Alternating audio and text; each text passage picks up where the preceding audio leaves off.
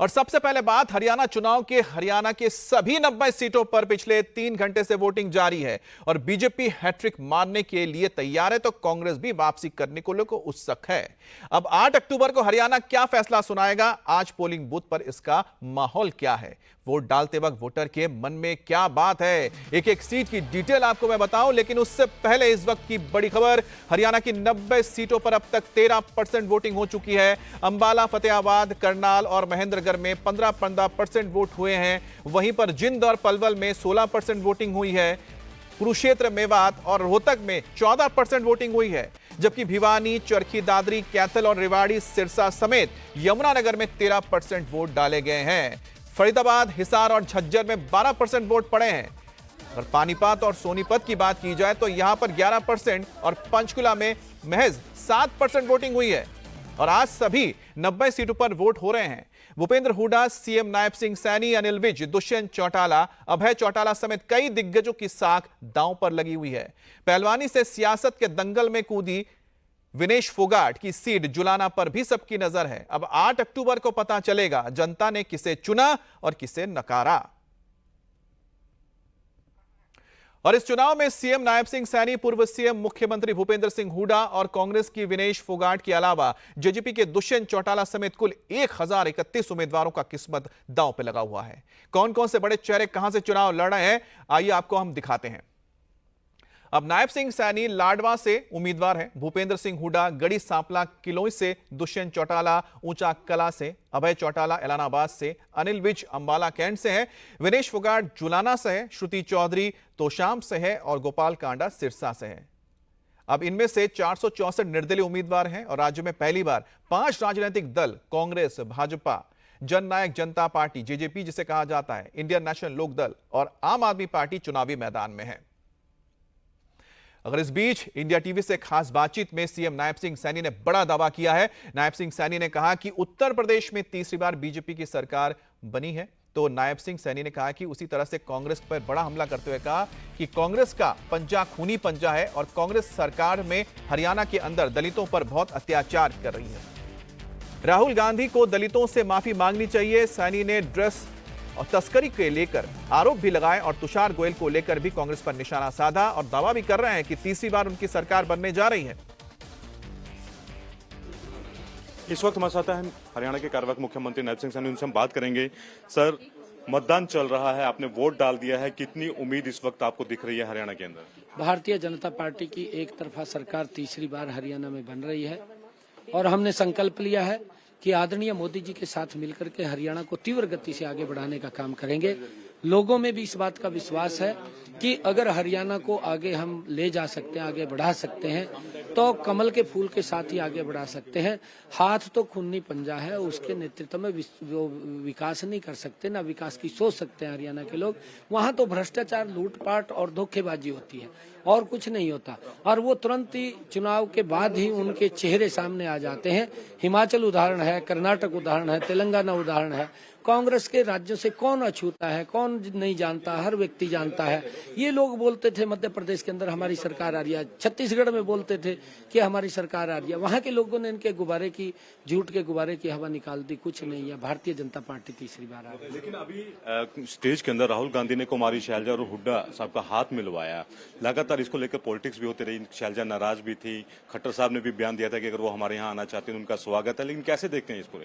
देखिए, मैं राहुल को कहना चाहूंगा कि हाथ मिलाने से दलितों को जो आपने अत्याचार किया है, आपकी सरकार ने अत्याचार किए हैं, दलितों को प्रताड़ित किया है, वो हाथ मिलाने से नहीं दूर होता। लोग, उनके दिलों के अंदर दरार है। राहुल गांधी को देश के दलितों से माफी मांगनी चाहिए कि हमारी सरकार ने उनका जो अत्याचार किया है वो हम उसके लिए रियलाइज करते हैं कि हम उनका विकास नहीं कर पाए, उनको आगे नहीं बढ़ा पाए।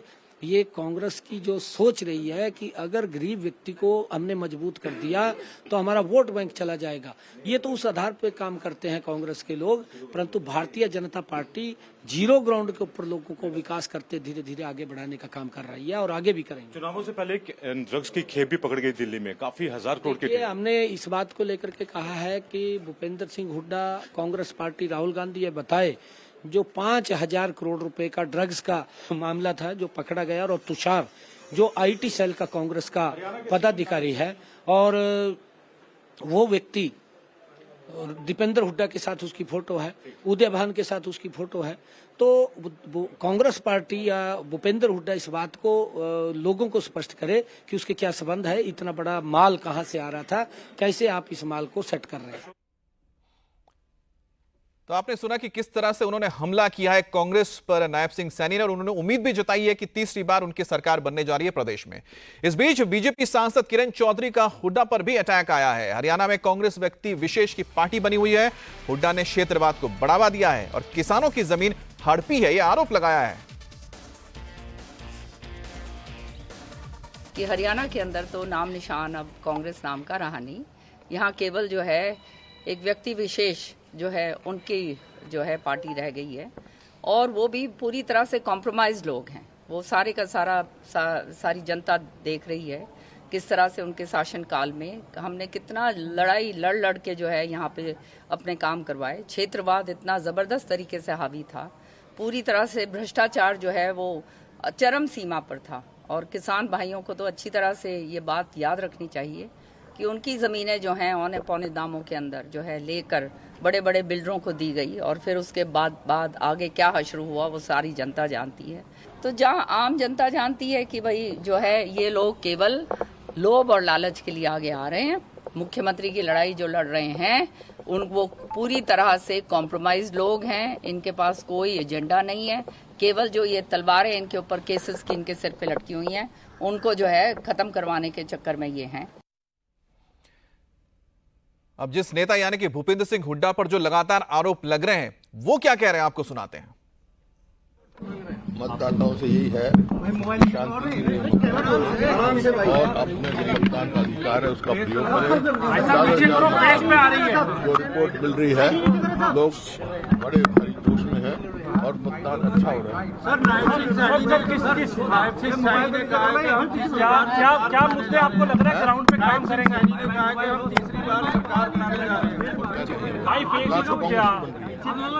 क्या सबसे अहम मुद्दा लग रहा है इस चुनाव में जो जिसको कांग्रेस सक्सेसफुली मुद्दे हैं ये विफल सरकार है।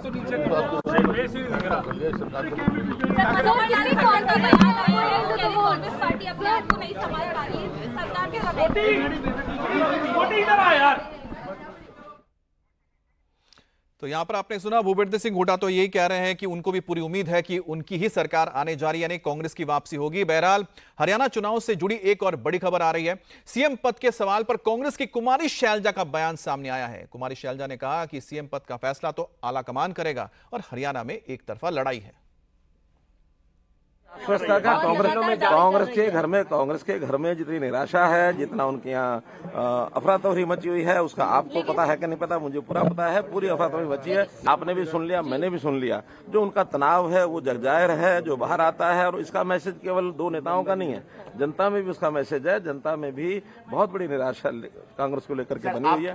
इस बार मैं समझता हूँ जो पहली बार 14 का जो हमारा रिजल्ट था उससे भी ज्यादा बढ़कर के आएगी, और मैं समझता हूँ 50 से ज्यादा सीटें। तो चलिए अब सीधे हम ग्राउंड पर चलते हैं और जानते हैं कि बहरहाल वहां पर क्या हाल है और इस वक्त किस तरह की वोटिंग हुई है। हमारे साथ पुनीत परिंजा और साथ ही शोएब भी जुड़ गए हैं। शोएब, किस तरह की आपको माहौल नजर आ रही है? आप जहां पर मौजूद है वो तो गढ़ है हुड्डास का। बिल्कुल देखिए, भूपेंद्र हुड्डा इस वक्त आपको तस्वीरों में नजर आ रहे होंगे, वो वोट डालने के लिए निकले हैं। इस वक्त उनके घर पर हम मौजूद हैं और वो सांगी गांव, यहां से तकरीबन आधे घंटे की दूरी पर गांव है जहां पर वोट है भूपेंद्र हुड्डा का। तो वोट डालने के निकले हैं। इससे पहले मीडिया से जो बातचीत उनकी हुई वो जरूर दम भरते आए कि जीत उनकी होगी। हालांकि बहुत ज्यादा बातचीत वो नहीं कर पाए अभी, और उनकी तरफ से कहा गया कि वोट डालने के बाद वो मीडिया से बात करेंगे।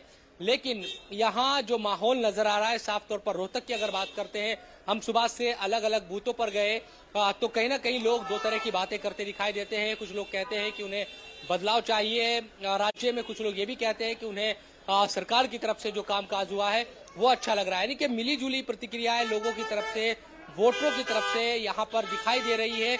देखना यही होगा कि किस तरह की आगे चीजें रहती है। लेकिन ये बात सच है कि बीजेपी की तरफ से लगातार ये आरोप लगाए जाते रहे हैं कि कांग्रेस में एकजुटता नहीं है। कुमारी शैलजा भूपेंद्र हुड्डा के दरमियान जो इख्तलाफात या जो भी चीजें थी वो खुलकर सामने आई और राजनीतिक तौर पर बीजेपी ने यहाँ तक कि खट्टर की तरफ से बयान आया था कि अगर कुमारी शैलजा बीजेपी में आना चाहती हैं तो वो आ जाए, उनका स्वागत, यानी कि दलित वोटरों पर नजर थी। और आज भी इस तरह से मुख्यमंत्री नायब सिंह सैनी की तरफ से बयान आया दलित वोटों को लेकर, तो कहीं ना कहीं बीजेपी कोशिश कर रही है किसी तरह से, आज चूंकि वोट डाले जा रहे हैं कि दलित वोट छिटक जाए कांग्रेस से। और ये जिस तरह से 2 बार सरकार बनाने में बीजेपी कामयाब हुई है, तीसरी बार भी सरकार बनाने में कामयाब हो, लेकिन जाहिर सी बात है कि चैलेंजर है यहाँ पर शोएब। इस वक्त कांग्रेस और भूपेंद्र हुड्डा उनके सबसे बड़े चैलेंजर के तौर पर सामने तो आ ही रहे हैं। लेकिन पुनीत, आपने तो बात की है मुख्यमंत्री नायब सिंह सैनी से, क्या सबसे बड़ा उनके लिए इस वक्त चैलेंज है सामने? एक तो है कि 10 साल की एंटी इनकम्बेंसी कहीं पर होगी, और साथ ही साथ जिस तरह से कांग्रेस के अंदर देखा जा रहा है कि कुमारी शैलजा गुट बन गया है, एक सुरजेवाला गुट भी मौजूद है, लेकिन साथ ही साथ इस वक्त जो तस्वीरें अब यहाँ सामने आ रही है, नवीन जिंदल यहाँ पर नजर आ रहे हैं। नवीन जिंदल वोट डालने पहुंचे हैं और अब देखिए यहाँ पर लोगों से बातचीत कर रहे हैं। हालांकि कांग्रेस के साथ लंबे वक्त तक जुड़े रहे हैं, लेकिन उसके बाद उन्होंने भी कांग्रेस का दामन छोड़ दिया है। हालांकि उनकी जो मां है सावित्री जिंदल, वो भी निर्दलीय चुनावी मैदान में उतरी है। एक बार फिर से पुनीत के पास चलते हैं। पुनीत, इस वक्त जो मुख्यमंत्री है उनके लिए कितना बड़ा चैलेंज है कि वापसी करें लोगों की नाराजगी को दूर करते हुए, और साथ ही साथ जो समीकरण नजर आ रहे हैं ग्राउंड में, उसको लेकर वो कितने आश्वस्त नजर आए? देखिए, जाहिर तौर पर मुख्यमंत्री से हमारी बातचीत हुई, उनका साफ तौर पर यह कहना था कि स्थिति जो है वो उनके अनुकूल है। हालांकि अगर हम ग्राउंड की बात करें तो यहाँ कहीं ना कहीं एंटी इनकम्बेंसी का जो नज़र जो है वो जरूर आ रही है, और लोग जो है काफ़ी हद तक जो है वो एंटी इनकम्बेंसी से जो लगातार प्रदेश के अंदर चले, क्योंकि 10 साल से बीजेपी की सरकार, और ऐसे में जाहिर तौर पर एंटी इनकम्बेंसी इस दौर पर रहना साफ तौर पर देखी भी जा सकती है। इस वक्त मेरे साथ यहाँ पर मतदान केंद्र पर एक मौजूद हूँ, यहीं पर सीधा ही लोगों से बात करते हैं उनका क्या कहना है, क्योंकि मुख्यमंत्री के सामने अगर सबसे बड़ी चुनौती है वो यही चुनौती है कि जो यहाँ पर सरकार से जिनको टिकट नहीं मिला, जो निर्दलीय चुनाव मैदान में है, वो एक सबसे बड़ी चुनौती है। लोग मेरे साथ हैं, उनसे मैं बात करूंगा। क्या नाम है भाई साहब आपका? क्या नाम है आपका? रजत। पहली बार वोट डाल रहे हैं? पहले भी डाल? नहीं, पहले भी डाल चुका हूँ। पहली बार डाल रहे हैं आप? नहीं, पहले भी डाल चुका हूँ। क्या इस समय आपके मन में क्या है इस वक्त, क्या सोचकर आप वोट डाल रहे हैं? यही कि बीजेपी को जिताना है बस। अच्छा, बिल्कुल जी। अनिल विज मुख्यमंत्री बने। अच्छा, किसकी चाहते हैं आप, क्योंकि यहाँ पर लगातार एंटी इनकम्बेंसी है, लगता है एंटी इनकम्बेंसी का कोई फैक्टर है यहाँ पर? नहीं, ऐसा कोई फैक्टर नहीं है यहाँ पे। वैसे भी आज़ाद उम्मीदवार 2-3 खड़े हैं, बट वो सिर्फ कांग्रेस की वोट खराब करने के लिए खड़े हैं। अच्छा, अदरवाइज यहाँ से मुझे लगता है कि ज़्यादा जोर वैसे कांग्रेस का है, बट हम चाहेंगे कि बीजेपी आए। बीजेपी आए। खट्टर या सैनी में से कौन ज़्यादा बेहतर लगा आपको? दोनों बेकार हैं। अच्छा, दोनों बेकार हैं। दोनों बेकार हैं। तो किसको आप चाहते हैं? अनिल विज। अनिल विज को चाहते हैं। आप क्या, आप जब आप वोट डालने आ रहे हैं, क्या आपके जहन में क्या चल रहा है? कांग्रेस को डालनी है। कांग्रेस को डालनी है। और अगर कांग्रेस को आप बोल रहे हैं तो किसको वोट प्रेफर करेंगे? मुख्यमंत्री किसको देखना चाहेंगे, हुड्डा या शैलजा? शैलजा। तो ये और भी लोग हैं, उनसे भी मैं बात करूंगा यहाँ पर। आप क्या पहली बार वोट डाल रहे हैं? पहले डाल चुके हैं? पहले भी डाल चुके हैं। पहले डाल चुके हैं। डाल चुके हैं। क्या जहन में क्या इस समय? बीजेपी को। चलिए पुनीत, आप लोगों से बातचीत कीजिए, उनकी राय को टटोलिए, उसके बाद हम आपसे आगे बात करेंगे, क्योंकि उससे कहीं ना कहीं एक मिजाज तो समझ में आ ही जाएगा। हमारे साथ मनीष भी जुड़ गए हैं। अब मनीष, आप जहां पर मौजूद है वहां पर तो गोपाल कांडा की ये मानी जाती है कि सीट है। क्या लगता है कि इस बार गोपाल कांडा कुछ कमल कर पाएंगे, या फिर यहां पर अभी कांग्रेस का ही वर्चस्व नजर आ रहा है? देखिए, बहुत ही हॉट सीट होने वाली है, क्योंकि यहां पर बीजेपी ने अपना कैंडिडेट उतारा था, फिर उसको वापस विड्रॉ कर लिया। गोपाल कांडा को पूरी तरीके से समर्थन है, डेरा का समर्थन है। गोपाल कांडा से अब से कुछ देर पहले हमने बात की थी, उन्होंने इस बात को कहा था। वहीं दूसरी तरफ जो इस समय कांग्रेस के कैंडिडेट हैं वो उनको कट्टर बहुत ही टक्कर वाली चुनौती दे रहे हैं। और यहां पर जो स्थानीय लोग हैं, वोट डालने आए हैं, अपने परिवार के साथ आए हैं, उनसे सीधा सवाल ही कर लेते हैं, किन मुद्दों के आधार पर आप वोट डालने हैं, क्या सोच के आए हैं, क्या समझ के आए हैं? हमने ये सोचा कि जो पिछली सरकारों ने हमें वादे किए थे वो पूरे नहीं हुए, इसलिए हमने खुल के समर्थन किया गोकुल सेतिया का, उनको वोट डाला है। हम चाहते हैं कि शहर में बदलाव हो, जो हमारी मूलभूत सुविधाएं हैं वो पूरी हो। आपका क्या नाम है? सुमन सर। क्या सोच के वोट डालने आई हैं, क्या मुद्दे हैं जिनको आपने ध्यान में रखा है? सर, एक तो सड़कें इतनी टूटी फूटी हैं, एक बिल्कुल भी साफ सफाई का कोई ध्यान नहीं है। जैसे बारिश आती है तो सिरसा में बहुत बुरा हाल हो जाता है। आवारा पशु, बच्चों को खतरा, हम कहाँ कहाँ लेके घूमते हैं बच्चों को, लेकिन बच्चों को हर चीज का, बड़ों को डर है। सर, आपका क्या नाम है? मनोज कुमार जी। मनोज जी, अब ये बता दीजिए कि वोट डालने जा रहे हैं, क्या जहन में है? देश हित के लिए वोट होगा या स्थानीय मुद्दों के लिए? महंगाई के खिलाफ जी, बेरोजगारी, भ्रष्टाचार, इसके खिलाफ वोट देंगे जी। और अब आप देखें तो यहाँ पर आपने एक मिजाज के तौर पे हमने सिरसा के लोगों से आपकी बात करवाई। ये भी बता दें कि इसके साथ साथ दुष्यंत चौटाला से हमने बात की थी, उन्होंने इस बात को कहा कि एक हंग असेंबली के तौर पर ये देखा जा रहा है हरियाणा का चुनाव। उसके साथ वो भी अपना आधार जो है उस पर बहुत ही कॉन्फिडेंट हैं कि उनको इस बार सीट्स मिलेंगी, लेकिन ये तय होगा। लेकिन मनीष, आप जिस सीट पर हैं वो भी बड़ा इंटरेस्टिंग है, क्योंकि यहां पर बीजेपी ने अपना प्रत्याशी उतारा नहीं, उन्होंने अपना समर्थन दिया है गोपाल कांडा को। अब देखना है कि वहां पर जो एंटी इनकम्बेंसी है, क्या उसका फायदा कांग्रेस को मिलता है या फिर। चलिए आपको हम सीधे अब ले चलते हैं, तो अनिल विज यहां पर अपनी बात रख रहे हैं। किसी भी हालत में, और वही लोग जरा उछल कूद कर रहे हैं जो उन होटलों में जाते थे, लिस्टें हैं मेरे पास सबके। तो विस साहब, क्या माना जाए कि लकी 7 होने वाला और भाजपा जो हो चुका है, होने वाला क्या, रिजल्ट तो निकल चुका है, जनता तो नाच रही है, जाके देखो बूथों के ऊपर। विस साहब, क्या आप मुख्यमंत्री का आपने दावा किया है, क्या इसके बाद नहीं, मैंने दावा देखो कभी नहीं किया। 2014 में जब भारतीय जनता पार्टी की पहली बार सरकार बनी, मैं तब भी सीनियर मोस्ट था, और उससे 5 साल पहले जब हुड्डा की सरकार थी, मैं विधायक दल का नेता था, और मैंने 5 साल कांग्रेस के नाक में दम करके रखा। मैं ही लड़ाई सारी आपने देखी है, आप विधानसभा कवर करते हो। मैंने तब भी दावा नहीं किया। अब जब मुख्यमंत्री बदला, मैंने तब भी दावा नहीं किया। लेकिन सारे हरियाणा में एक बात चली कि जब मनोहर लाल जी को हटाकर नायब सैनिक को बनाया गया, तो लोगों ने कहा भाई अनिल विज क्यों नहीं, अनिल विज क्यों नहीं। मुझे बहुत लोग मिले, मेरे हल्के के भी, प्रदेश के भी। तो कुछ सियाने लोगों ने उनको कहा कि नहीं अनिल विज में को हम तो बनाना चाहते हैं, पर वो खुद ही बनना नहीं चाहता। मैंने उसका जवाब दिया कि मैंने पार्टी के आज तक किसी आदेश को इनकार नहीं किया। अगर पार्टी मुझे बनाएगी तो मैं हरियाणा की तकदीर और तस्वीर बदल कर रख दूंगा। और अगर पार्टी ने चाहा आपसे अगली मुलाकात मुख्यमंत्री आवास पर होगी। गीत के जरिए संदेश आज खुशी का देना चाहेंगे, क्योंकि बड़े शुभ मुहूर्त पर जाने की तैयारी हो रही है और जीत का परचम लहराने की आप बात कह रहे हैं। कोई 2 लाइनें जो उत्साहित कर दें आप सबको। कौन सी? कोई भी 2 सुना दीजिए। देशभक्ति को लेकर कोई भी 2 लाइनें सुना दीजिए। देश है वीर जवानों। कोई पंजाब से, कोई महाराष्ट्र से, कोई यूपी से है, कोई बंगाल से,